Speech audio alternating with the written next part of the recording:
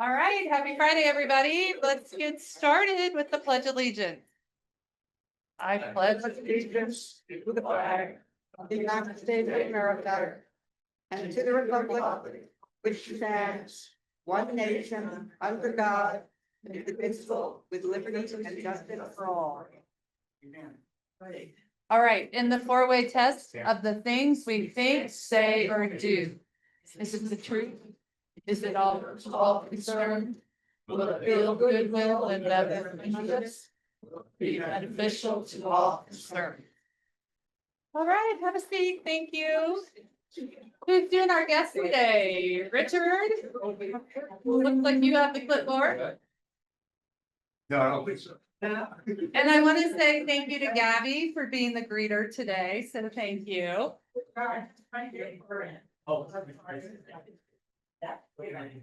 right, we have three guests today. Greg O'Brien, where's Greg? Greg is a guest of Unger. Welcome back. Good to see you again. Yes. Yeah, he has an application. Oh, okay, awesome. As an application, that's great. We have Connie Ning. Where's Connie? Yeah, Connie, good to see you. Welcome. And we have our speaker here today, David Bungan. Good to see you. Welcome. All righty. Hold on a minute here. I can't do both. Okay, so today is World Smile Day.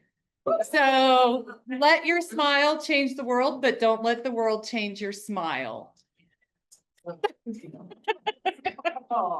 I love how you all do it in unison. Thank you. And we do it together too.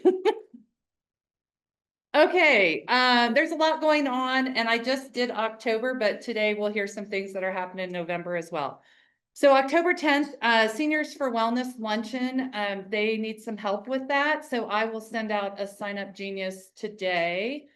We just need probably about 6 people. And this is just a regular luncheon. I did put on the tables for their Thanksgiving luncheon, which I believe is November 21st. So we'll do a sign up genius for that a little bit later. October 11th is the Rotary District Conference. I know Mindy last week got up and talked about that we have not a lot of people attending. So please make sure that you check that out. I would love to see a lot of your smiling faces there. So it's a great conference, lots of information, get to talk to other Rotary clubs. October 15th is International Service Committee meeting. They meet at the fire station, so I'm sure something will go out on that. October 23rd is Rowdy Rotarians, and we're going to do that at the Cal downtown. And there will be a parking code, so if you park in the lot, Jen will get that all out to you guys. And the time is 5. We'll start at 5. We stopped in there, talked to the manager. He's really nice. They're excited for us to go there. And then October 24th, then we will be dark. Everybody remember, October 24th, we are dark. I know last time a few people showed up. Yes, they were. October 25th is the WASH Symposium. Kelly will be sending out more information on that. And then Bob Rose texted me early this morning because he is home. He was in the hospital and he seems to be doing well. So obviously up and bright and early. So they're going to have a peace committee meeting on the 31st. And I believe there was one scheduled on the 10th. Is that right? And that one is canceled. We'll be doing that on the 31st after the meeting. All right. Lots going on there. I don't have a lot from the district, same as the other day. October 24th is World Polio Day, and then November 6th is the Rotary 101. Mary Ann, I don't think she's here today. She will be sending out the district or what's going on in our area 8. So hopefully next week I'll have more information on what's going on. Okay, here's a few picks from this week. Well, last Friday we went and dedicated the peace pole that David put in at Oh my gosh, center stage, thank you. I'm looking right at it. Anyway, we had some members of the chorale singing, so that's them in the background, and then we had some Rotarians, and I did a video of it and I sent it to Alan. I couldn't get it uploaded this morning, sorry guys, but it was really nice for the chorale to come out and sing and to dedicate that. Thank you, David. And then this is from Dine Around at Deb Sandler's house. Deb's huh? Our book club. Okay. Yeah. And Jen petting her goats. But anyway, Deb's not a member anymore. She has a lot to do where she lives, including her goats and chickens, but nice to have her as part of the book club. And then last night, Mindy and I attended Dolly Parton Imagination Library event at the Governor's Mansion. So yes, that was really nice. I had not been to the Governor's Mansion. So today she is actually at an event for the Imagination Library. So that's why she's not here. Dolly or me? Both. And Dolly wasn't there. And the funny thing is, the governor wasn't there. And usually he's at our Imagination Library events, but we got to hang out at his house. Okay, birthdays. Birthdays. So today, or this for September, we had, or October. Oh my gosh. Sorry, guys. No. It wasn't a late night, but I forgot to change the banner. So October birthdays, we have Diane, who's here today. Happy birthday, Diane. Cindy Mazika, she's right here. Oh, God.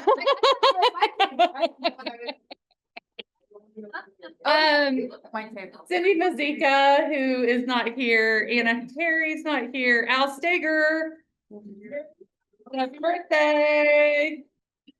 Let's see, is Ken here today? Ken is here. Ken Lavoss. In the back. Chris Fisher. Do we have Chris today? Nope. Well, if you see Chris, tell him happy birthday. Hannah Holt. I don't think she likes to get up this early, so if you see Hannah, tell her happy birthday. We have Gabby. Stand up, Gabby. Happy birthday. And Tim Grace, who we can go to Woodseller and tell him happy birthday. On the 25th. All right, happy birthday, guys. And then this is our anniversaries for October. We have Doug Turner, 26 years. Wow. Don Unger, who I don't think he's here today, but he's been here 24 years. Marianne Temple, 13. Lori Romberg, 13. Tim Egan, 9. Kevin McGuire, 9. Mindy, 6. And Jenny, 2. Apparently, they're all celebrating because not one of them are here today. Oh, well. Oh, Doug's here. Yeah, that's right. I'm sorry, Doug. I'm sorry. Yeah. Sorry about that. All right, now we have Happy Bucks, or I decided it was Smile Day Bucks. Does anybody have anything? Okay, and a reminder, we have I.O. Happy Buck envelopes, so don't have cash today. I have a happy buck for whoever bought and brought these burritos. They are wonderful. Thank you. Thank you. That's Chris Kazian, who had to leave unfortunately for a funeral, but Chris got by to Santiago this morning and picked those up fresh for you. Oh, Got one over here. Oh, yeah, sorry. Let's take turns. Yeah, sorry. Thanks, Dad. Is it on? Yes. My children were not able to celebrate Mother's Day with me, on Mother's Day, and so my daughter invited me to come babysit a week ago Thursday. And when I got there, my son had driven down from Buena Vista. They took me to the most elaborate dinner at the Fort And then they knew I loved Bonnie Raitt and they took me to a Red Rocks concert. It was all a surprise. It was really amazing. That was only one.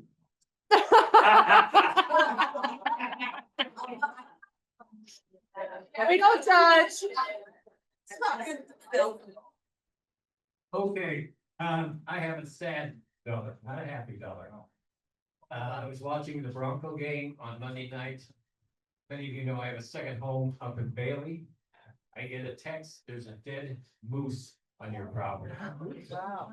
So I called around to 5 different agencies before I found a warden that would come up and take a look at it. It was shot in the butt 3 times. He also had a cow.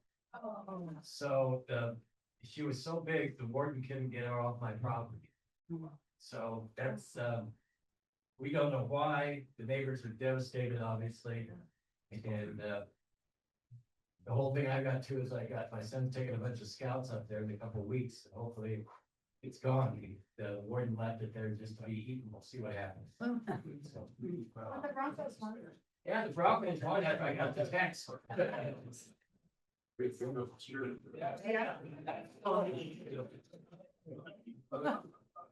Well, I joined everybody else in this room who's in their seventies. Yes. And I gotta say, it's kind of off to the bang to my shock, and I mean that. Yours truly, tonight and tomorrow night is the guest author at Telluride Film Festival on tour in Oregon. Which is one heck of an honor. So I've been practicing what I have to say. I need an IOU input. I'll be generous, I promise. Thank you, Diane. That's amazing. Oh, good morning, everyone. I have 2 happy bucks. One, I want to just give a shout out for the great life of Jane Goodall. She has been really quite an inspiration for me my whole life. She passed away, she graduated to whatever's next. This week, if you didn't know that, at 91. And she graduated in her sleep, so may we always be that lucky. Yes, her example based upon evidence and excellence really continues to inspire so many of us in the world. And my second happy buck is for Gabby. So Gabby's gonna become our member, but she is now, to the best of my knowledge, the youngest member in our club's history at 22 years old. The previous record I heard was Eric Gill at 23, Eric? Yeah, so, yeah, you know. Yeah. He's now son to me, right? He told Gabby that, so when he goes, this is what you're gonna look like. Right, any more happy bucks? All right, thank you, everyone. Okay, we have new member inductions. Anita and Gabby, will you come up? Yes, we'd like to invite their mentors to come up too, please.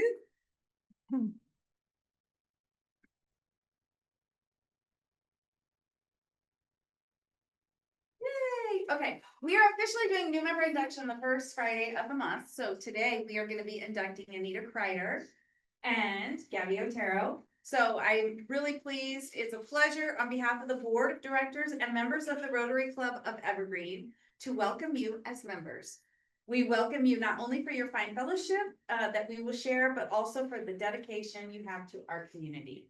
Rotary is not a political organization, but all Rotarians are vitally concerned with everything pertaining to good citizenship and the election of good men and women to public office. Rotary is not a religious organization, but is built on those eternal principles that have served as the moral compass for people throughout the ages. Rotary is an organization of business and professional people pledged to uphold the highest professional standards. Rotarians believe that worldwide fellowship and international peace can be achieved when people unite under the banner of service. You, Anita and Gabby, have been chosen for membership in the Rotary Club of Evergreen because your fellow members believe in you, in the community you represent, the character and service to our club. We accept you as members and welcome your commitment. I have the pleasure of introducing our two newest members. Please join me in a round.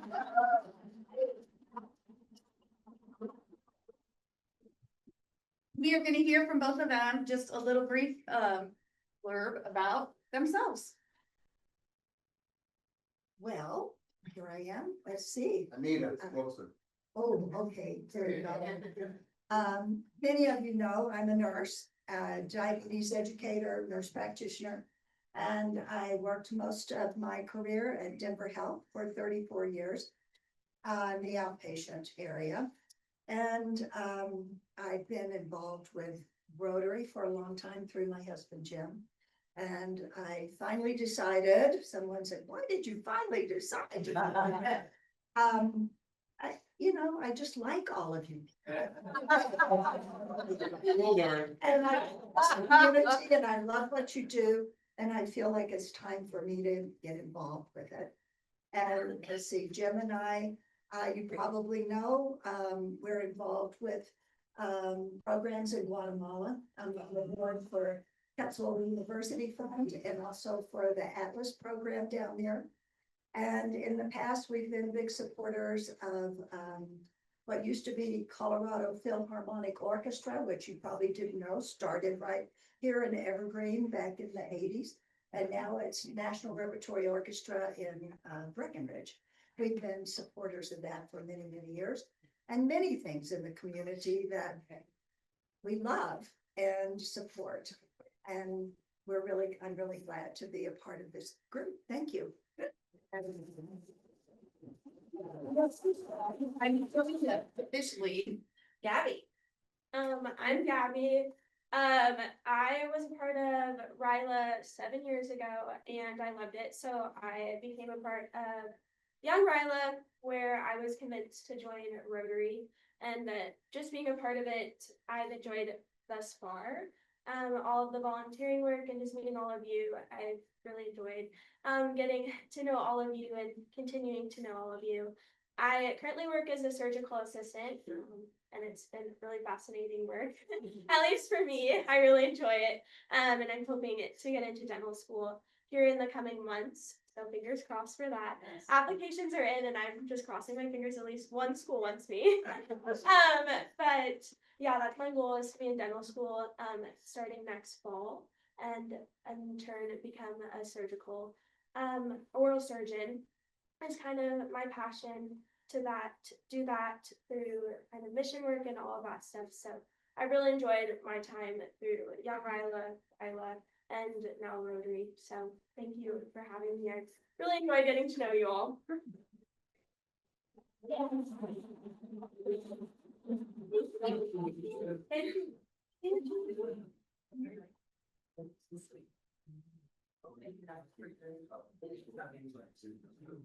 All right, Jens, don't go anywhere. All right, now we have a red badge graduation. Brenda. Yay! As Brenda makes her way up here, I will stay here because I'm her mentor. I'm so excited, like I'm graduating my little student. No. So our red badge graduation. As you know, the purpose of the red badge is to help integrate our newer members into the Rotary Club family and to help them find their path to a rewarding experience with us, living out the Rotary model of service above self. Please join me in congratulating Brenda Davis for graduating the Red Badge program.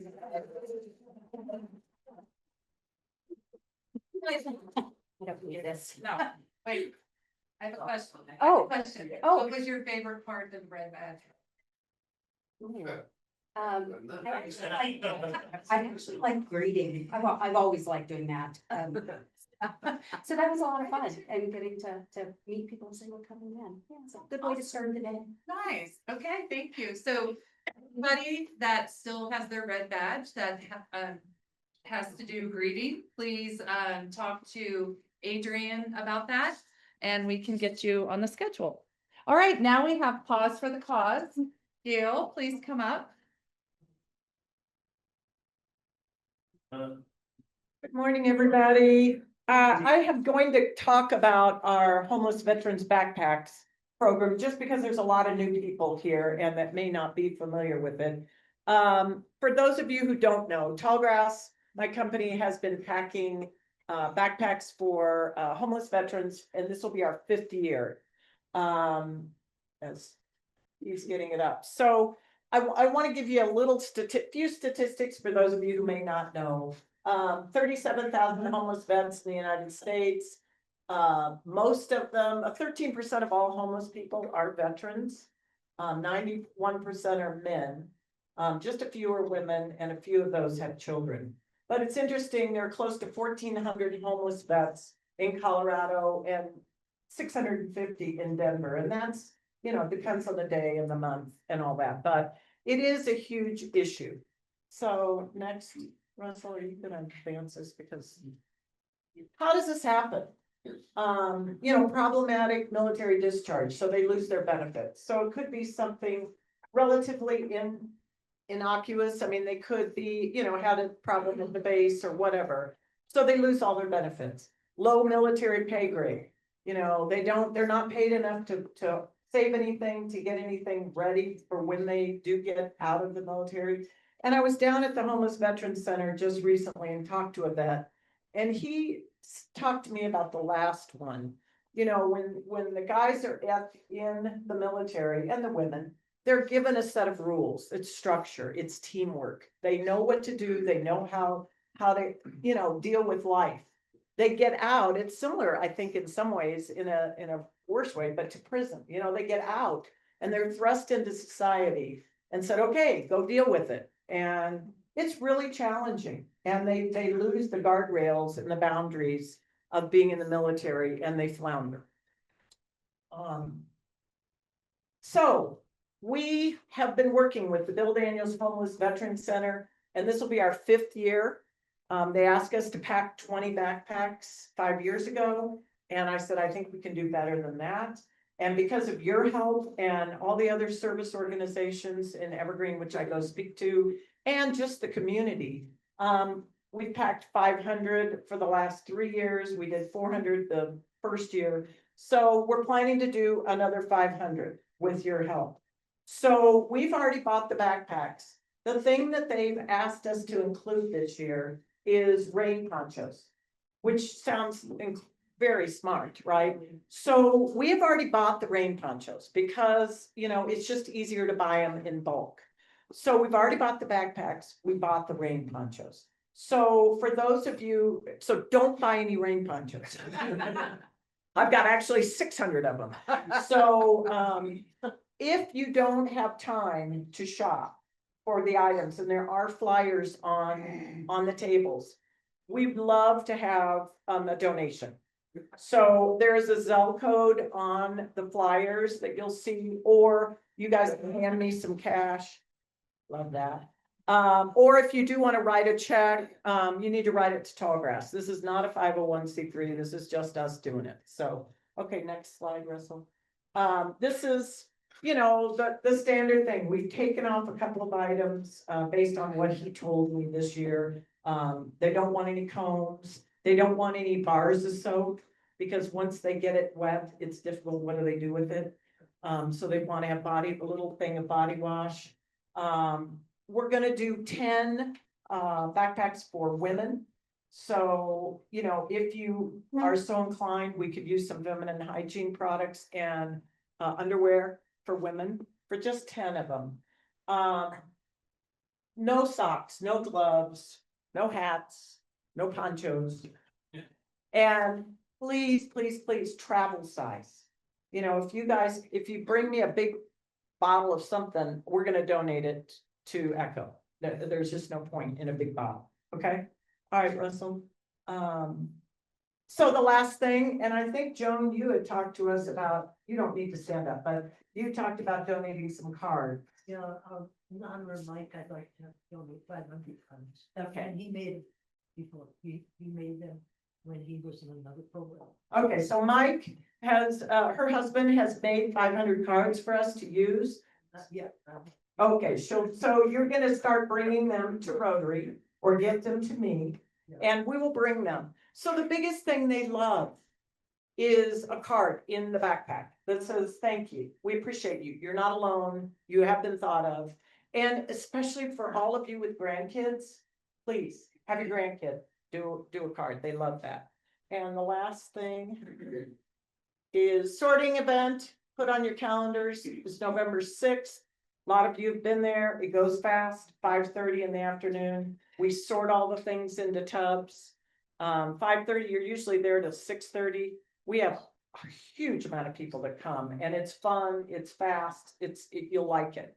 The next morning, we go after Rotary right over there if you'd like to. Friday, November 7th, both things are at the Wild Game. And that's where we do have an assembly line and pack them. How many of you have packed in the past? Okay, so it's fast, right, guys? And it's pretty well organized. I think you will appreciate it. So the last picture is of us last year. I think Russell's going to put it up if he's, yeah. That's us last year. We have, and kids can come too. Kids like to do this. It's a fun activity. So we did 500 last year and we're planning to do it again. Okay, thank you guys. Oh, you want me to do it now? Yeah. Okay, and so this is separate, an announcement I have, kind of a weird little announcement, but Tallgrass is looking for a special couple of people, one for sure, maybe two, men or women that would like to help us serve our lunch. And it's from like 10 to 2 or 11 to 1. I mean, it's short hours in the middle of the day. And it's usually a great thing for a retired person that may want to get out, get some benefits of working with Tallgrass. And if you know anybody, talk to me, would you? Because we are looking hard for somebody that has that middle of the day that they just like a few hours. Okay. No, 2 or 3 days a week. Okay. Yeah. Thank you. Thank you. I wish I was retired to do that. It sounds fun. All right, let's do general announcements real quick. Anybody that has general announcements, please come up. Make sure you state your name.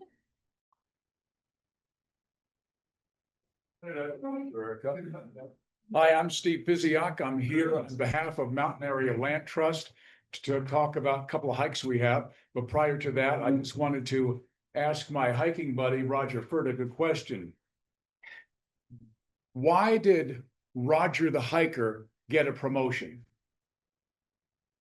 Because he finally reached the peak of his career.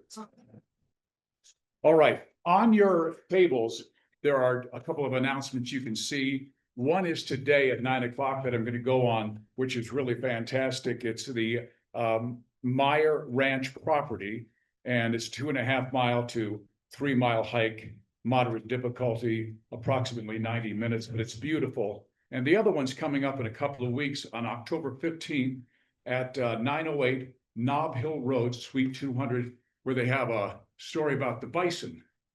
And I took the hike with the rangers in spring, right after some of the buffalo had given babies, and they call them red dogs.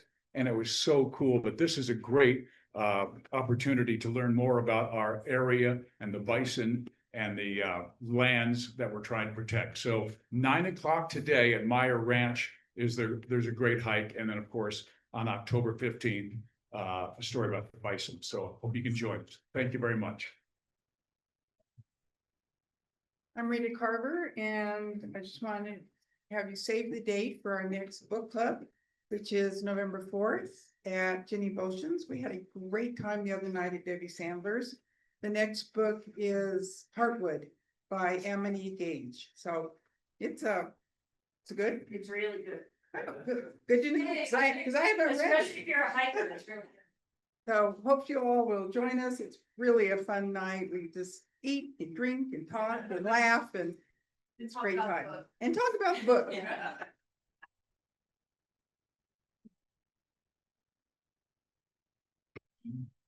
Our guest, be our guest, put our service to the test. Wrap your napkin round your chin, my dear, and we will do the rest. Soup du jour, Hot hors d'oeuvres. we are only here to serve.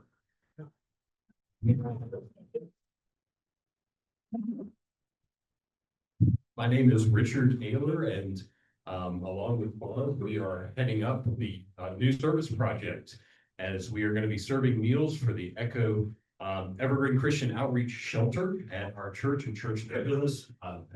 It starts up later this month, later in October, and as a part of that, they operate every single night through the season, which usually extends to the end of April. And as a part of that, different groups and individuals cook meals for the guests, and we are going to be doing that once a month.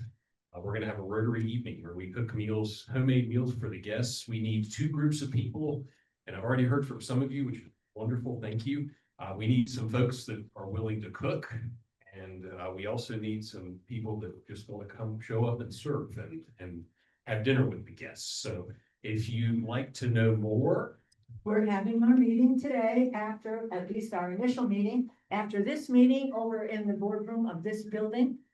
It's an amazing project of the community, and I'm very happy that Rotary is going to be involved with this, and we hope you'll join us. It doesn't have to be every month. It just has to be when it can work for you. yes, Yes. be our guest. Great.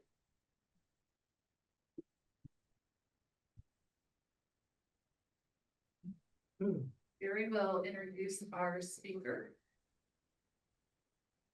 Can you sing the introduction? No. Not at all. All right. Well, I have the pleasure of introducing Dave Spunga this morning. He has a background and now an author to his list. He was actually a graduate of West Point and served in Operation Freedom. So, and he's actually gone on to different companies and business ventures and consulting, but now he's going to talk to us about his book and all that he's done. Thank you so much, Gary. Thank you so much, everyone, for having me here today, too. How's everybody doing? Good morning. I always like to get a little bit of a better understanding about who's in the room when I'm getting ready to talk to somebody. Yeah, that's a, all right.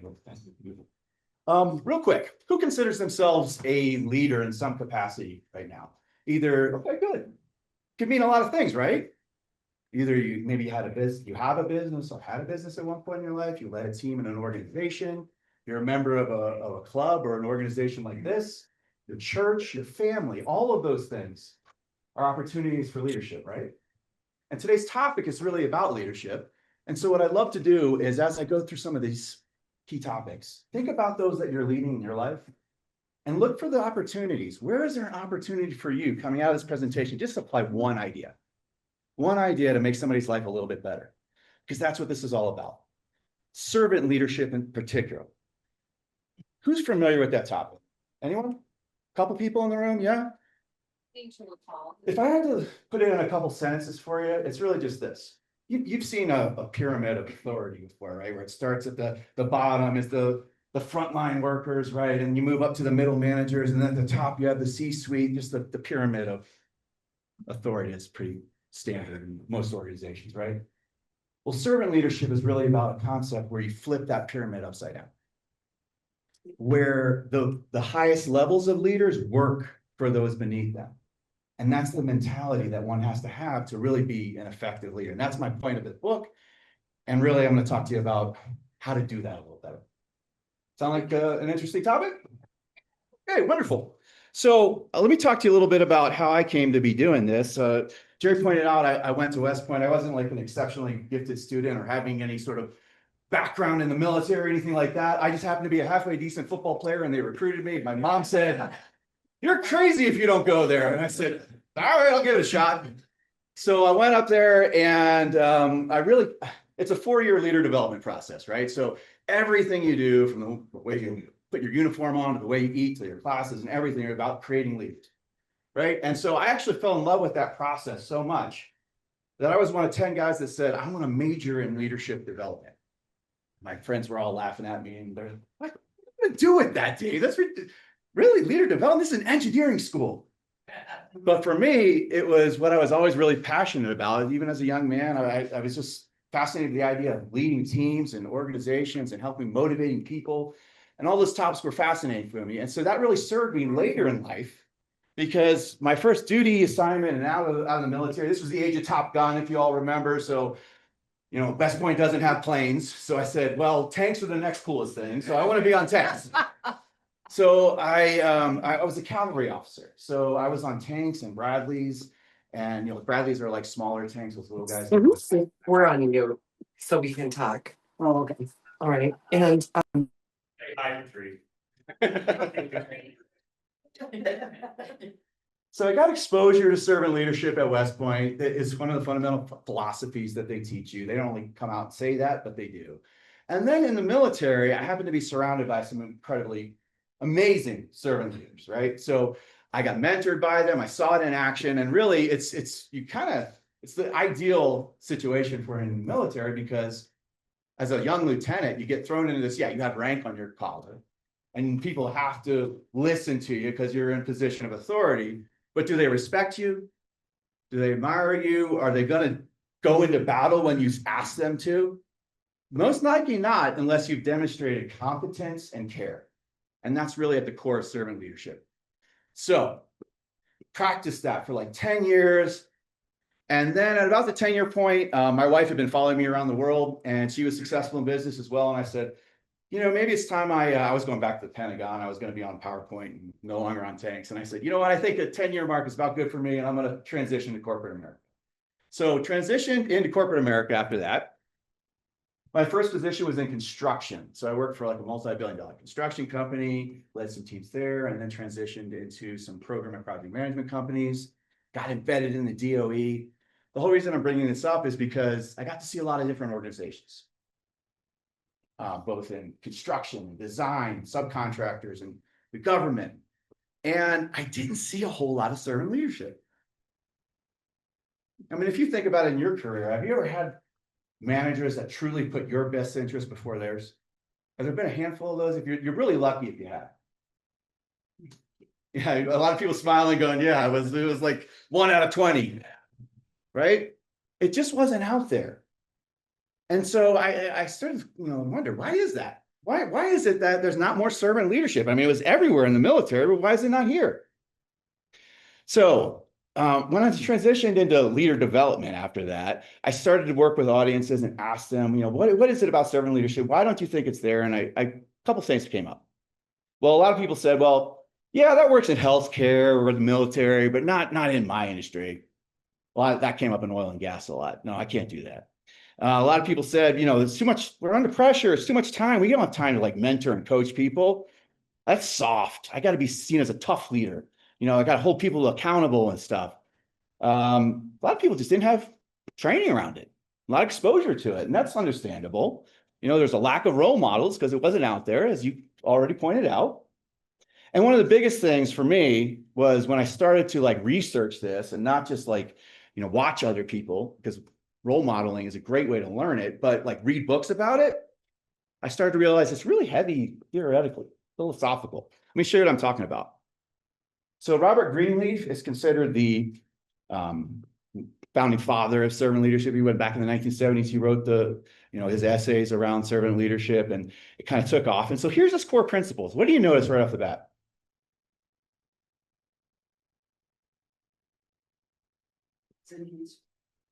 What is it? Listening is first. Well, yeah, okay, yeah. Starts with listening, makes a lot of sense, right? Listening, empathy, go ahead. It's pretty woo-woo.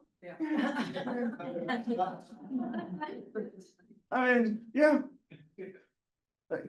Everybody kind of gets listening and empathy. That's easy, right? Yeah. Well, hey, if I said, hey, you need to be a better leader, go work on your healing or your stewardship or your foresight or conceptualization, you'd probably go, what does that mean? That's kind of complex.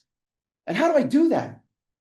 So I took that as a challenge. And I said, I started looking at a lot of other people that have, this time, I'm not the first person to think of this. It's been around for a long time. There's a lot of books around it. Maybe some of you have read quite a few of them. For me, it was about how do I make this more actionable?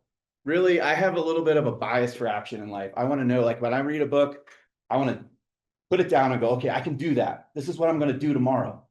I didn't see that in a lot of books out there. And so that's what really led to, my concept about, I'm going to talk to you in a second about leading by serving needs. So just real quick, if you're not bought into this, I want you to just understand this isn't just my idea. Okay, there's a lot of research around it, and you don't have to just listen to me in terms of like why. The real why around, I'm not gonna spend too much time on it, is there's a lot of there's bodies of research around this. If your people and organizations are true servant leaders, if they embody the mindset and they start to implement the actions of servant leadership in your organization, you're gonna cut costs because people stick around. And recruiting is one of the biggest costs out there, right? You're going to drive higher revenue because you're empowering people to think differently, to take risks, to innovate.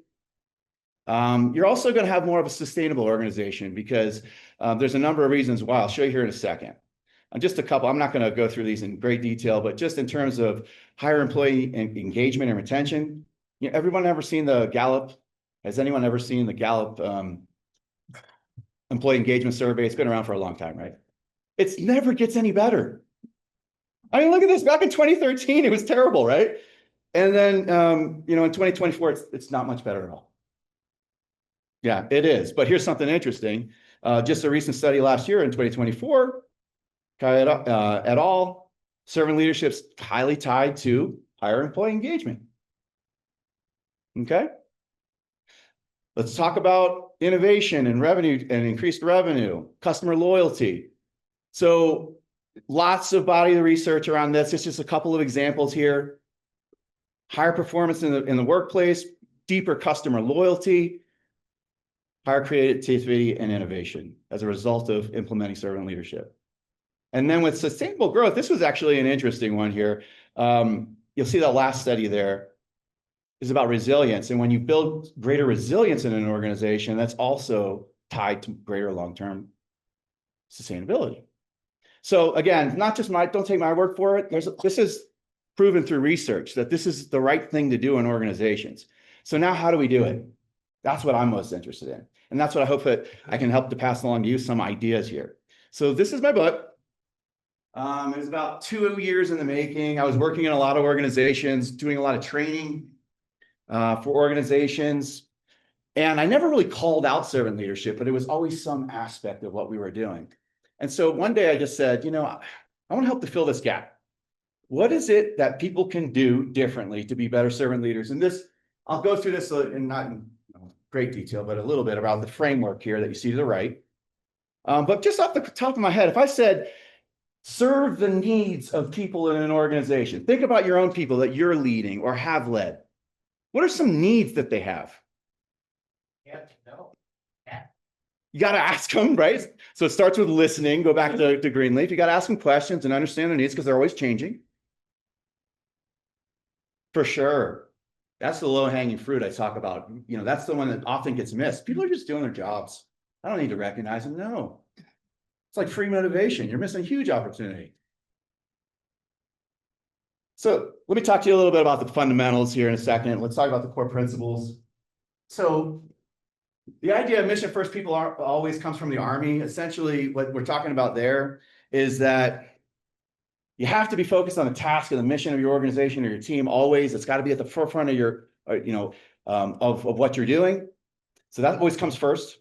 But in behind that, if you'll burn people out, you see that a lot in organizations today, or you hear a lot about it.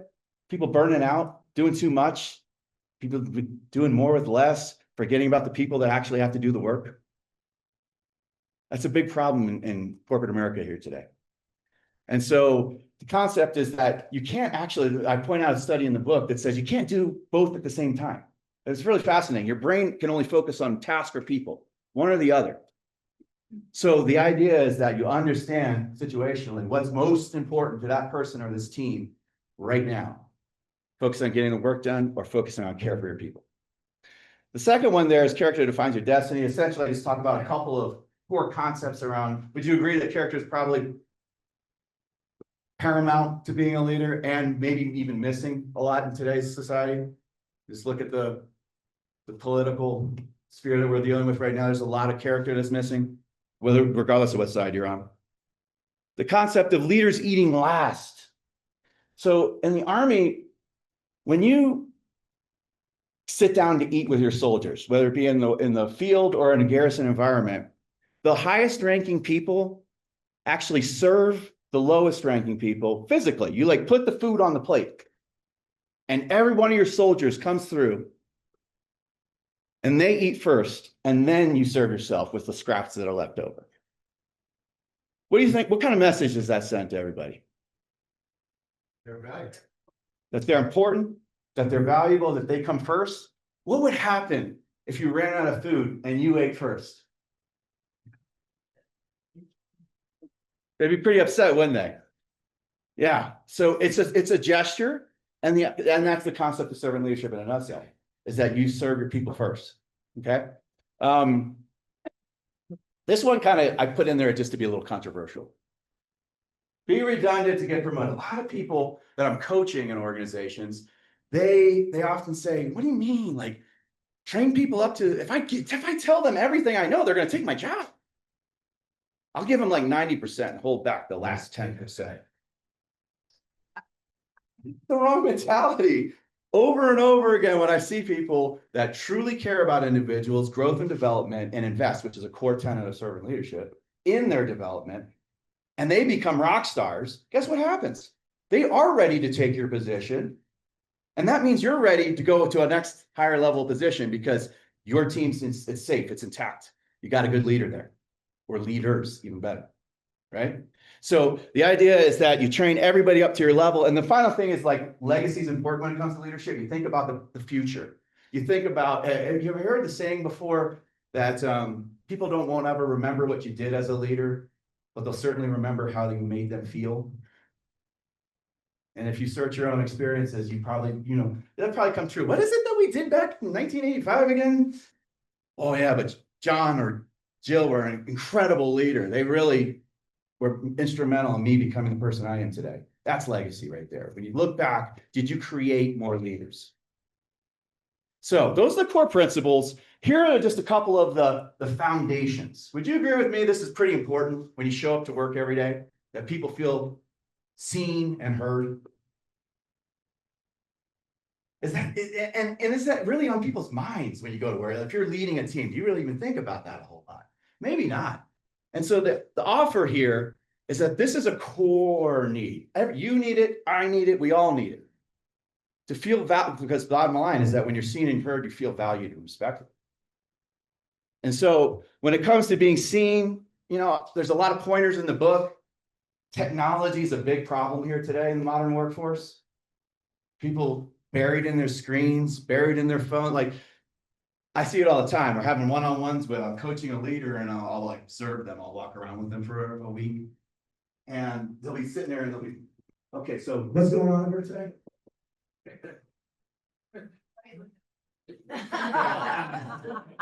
But it's so prevalent.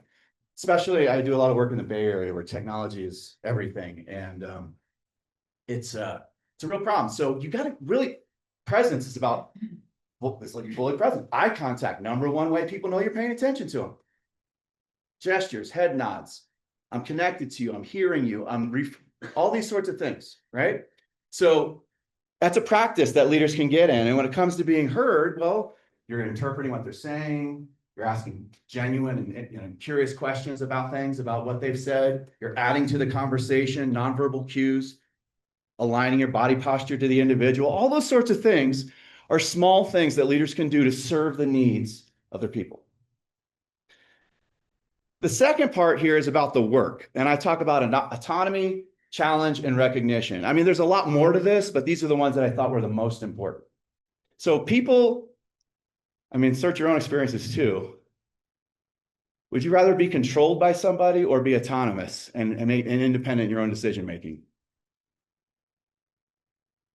Of course, right? We seek autonomy. We resist control, but management is all about control. Ideally, we want to put systems in place to get outcomes that we want. And so that's the fundamental thought process around modern, or mostly modern, application of execution to get to outcomes, management. And there's a place for it. But if you really want to unleash the potential in an organization, you have to think about, how can I help them to be more autonomous? So there's a couple skills. In particular, coaching versus directing is one that I really focus on. If I said coaching versus directing, what comes to mind for you? Just anyone. What does it mean to coach somebody? Big picture? Okay, yeah, helping them to focus on the big picture, not just the task at hand. Sure, that's part of it. Guidance. What does guidance mean? Like, yeah, you're helping them, Guide them in directions. not tell them, this is what I want you to do. But here's your left limit, here's your right limit. You figure out how to get there. Yeah. Sets of three. What is it? Sets of three. Sets of three. Tell me more about that. So. My experience in coaching is the way you avoid directing is to give them three alternatives, give someone three alternatives. And not to set them loose right then, but to discuss which of those three alternatives suits them best. Great, I like that. So here are three options. What would you like to do? That's a great way to coach somebody. Or even better, what I love to do is I might have those three options and I'd say, hey, I have some ideas about what you could do, and I'll hold them in my back pocket. And I'll say, well, I want to hear from you first. What is it that you think we should do in this situation? That's a great coaching question. Especially, you don't do this with brand new people. This is for people who have some element of experience and are ready to take on a more autonomous aspect of their role. So you say, hey, what do you think we should do? And then what's awesome about coaching is when you do it really well, they come back with some great idea and you don't even need to put those three out there. You just go, wow, I didn't think of that. That's great. Yeah, why don't you go do that? So coaching really speaks to the need for autonomy in particular, and facilitating is the exact same thing as coaching, but in a group setting. So you facilitate ideas across the team. And I talk about some techniques to do that in the book. So challenge is one that everybody needs. We inherently want to get better at our work and our task. And I know every time I say that, there's always somebody in the room that, oh, I had a guy once, he did not want to get better. I tell you, no, but there's always, they want to get better. They just maybe don't know it yet, but you have to keep pushing them. So I talk about challenge and support are two levers that you have. If you think of like a boat and you got like a rut, anyone here driven a boat before where you full throttle goes forward, full back goes backward, and you can turn by going like this? Okay, you think that's the same thing with leadership. You have two levers at your disposal, your challenge lever and your support lever. Sometimes people need more challenge, dial it up. Sometimes they need more support, and you kind of keep working that until they move up in their capacity to do the work. The final thing here is recognition. So we just talked about it's low-hanging fruit. People are just doing their job, so I don't need to tell them that is like a pervasive mentality, though, in organizations. And think about it. Who is it that might need a little recognition in your life right now? Just a simple thank you. I give the language of recognitions is really important, because a simple thank you should be every day, all day. Thank you for that. Appreciate what you did. Really valued here. But the bigger language, you're an incredibly important team member. I don't know what we do without you. Like, you save that more, intense language for more meaningful incursions. All right. The last thing here, it's kind of catchy. I talk about direction, protection, and connection. At the team level, this is a collective need that people have. And when I talk about teams, this is also about a family is a team too. So when you think about it, people, they need to have some semblance of direction of where we're going together, because everybody wants to be a part of something bigger than themselves. So give them a vision. Going back to, I think you said, sir, vision of where are we going together? And by the way, that's not all on you. That should be co-created. Where do you want to go with this team? Let's talk about that. What's that end state that we're working towards? When we work together to create that, we're all more intrinsically invested in that. And there's some points in the book about the modern atmosphere of VUCA, which stands for volatility, uncertainty, complexity, and ambiguity, if you haven't heard of that before. But that is exponentially increasing every day. So the modern workforce is having to deal with that, and direction is incredibly important. So for protection, who's had a good boss that's protected them before? Yeah? What did they do for you? A couple hands up in the air. When I say they protected you, what did they do for you? What is it? Yeah, they pushed the other task or priority was coming down. They were trying to give it to you. And you said, no, this is the priority. And they kind of stepped in there, ran some interference.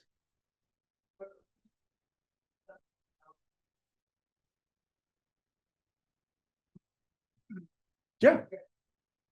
So they have positions of authority, and all organizations have politics involved in it, and so they were running some interference to help you to achieve what you needed to. Yeah. There was another hand, yeah, sir. Encourage you to take risk and let you know that if it doesn't work out, they got you covered. It's okay. That's, yes, an offer of protection to help you to put yourself out there a little bit more. Take on more. Yeah, all those sort of things. I mean, essentially, there's numerous ways that people protect their organizations, but it's something that's key and needed in teams. And so the seagulls, I call them, you know, they fly overhead and they squawk a little bit, they maybe crap on your people, like they're putting up the umbrella and they're blocking all that. So connection is the last piece here, and essentially what it's talking about here. We all need we want to be a part of something bigger than ourselves. So this is so missing in organizations today. I can't tell you when I was in the military in particular, how much time I focused on this, because for us to become a cohesive unit, we really had to invest in those off-duty hours. And it's hard today because everybody's dispersed, working remote, but like getting people together, like you all here today, to have those informal connections and moments is so critical for that. And so I talk about some ideas for that. So that's really what I wanted to talk to you about today. I'm going to go ahead and just get to the end because I know we're at time. So the bottom line is that I encourage you to think about servant leadership in your own life. Any of these ideas, think about where there's an opportunity for you to maybe answer the call a little bit and serve those around you, because when you do, I really do believe it makes the world a better place. And everyone in here has the capacity to do it, because leadership's an activity. So all of us can choose to serve. And thank you for your time.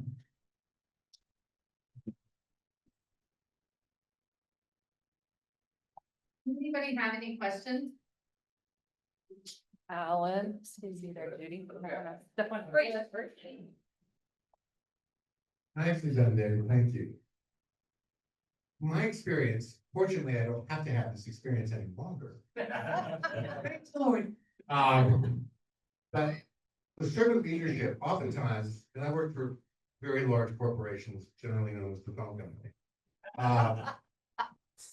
First and second, maybe second line managers would adopt servant leadership for a while, like after a class or a coach. But the further up you go into a hierarchical organization, the less likely servant leadership will be practiced, because they're also impressed with their office and their title. Does that match your experience? And if so, how do you coach, or what do you do? It's a great question, and I agree with. It's a great question, and I agree with you that one of the hardest challenges with training, and that's why I love coaching so much more. Even though you're only working with one individual, you're working with them a longer time, and you have the ability to consistently build strong behaviors over time. Whereas in a training event, usually it's a 2-day course that I teach, 2 to 3 days. I come in, they get all fired up, they have great ideas. Oh yeah, I'm going to be a servant leader. They go out, and then life hits them in the face, and people above them in particular aren't practicing it, so it doesn't get implemented. So nowadays, when I work with organizations, one of the first things I do is train the top level leadership. And if they don't want to do that, then we're not going to do a training. Any other questions? No? Well, Dave, I want to thank you for coming, and that was a great presentation. Rotary is trying to eradicate polio. So for speaking today, we will donate 60 vials of the polio vaccine in your name. Oh, thank you so much. Thank you. If anybody has any questions, he'll be here. He does have the book. What's going on back there? Russell's talking. Oh. Russell. Okay, everybody, remember, it's National Smile Day. Go out and make it a great day, great weekend, and unite for good.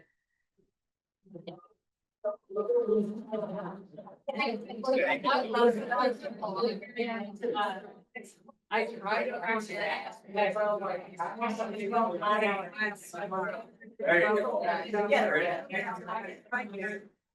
But I get trying to.